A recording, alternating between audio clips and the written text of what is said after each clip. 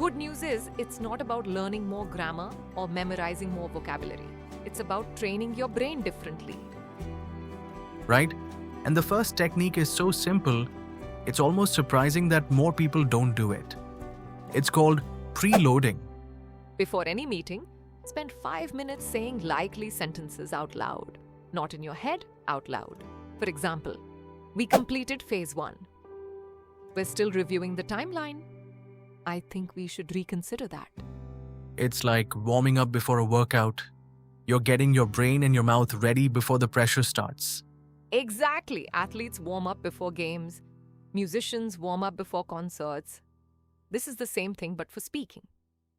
The second technique is what we call anchor phrases.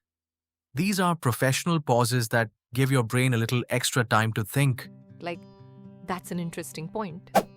Or, let me think about that for a second. Or even, can I come back to you on that? And here's the thing, confident speakers pause all the time, native speakers pause all the time. Fast English is not confident English. Clear English is confident English. Now, technique 3 is a game changer. It's about thinking in English. This is the moment where English stops being a school subject and starts becoming a real language in your brain. Pick one activity you do every day. Making tea, walking outside, getting dressed, and narrate your thoughts in English. I'm boiling water. I need to reply to that email. I'm running late. At first, it feels awkward. But over time, your brain stops translating and English starts arriving faster. And then there's technique 4, which is for those panic moments when your brain goes completely blank. It's called the 3-word answer. Start with just 3 words. For example, if someone asks, "What do you think about the timeline?" you could say, "It seems tight." Then expand on it. We have multiple deliverables due in the same week. 3 words break the freeze, because your brain can almost always find 3 words, even under pressure. I remember interviewing a software engineer once. In the waiting room, he was funny, relaxed, confident.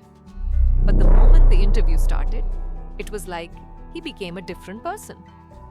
1-word answers, long pauses, sweaty hands. And afterward, he probably said, "I knew every answer." That's such a common story. And it's heartbreaking because it's not about intelligence or even language skills, it's about fear.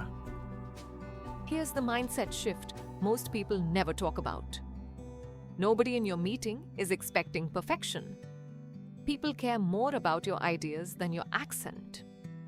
Fluency isn't about sounding like a native speaker. It's about expressing your thoughts clearly without freezing. A simple sentence said confidently beats a complicated sentence said nervously every single time. So, your goal isn't perfect English. Your goal is fearless communication. Preloading, anchor phrases, thinking in English, and the 3-word answer. These techniques work because they address the real problem, fear under pressure. Try one technique for a week, see what changes. And remember, fluency is not just about language, it's about psychology.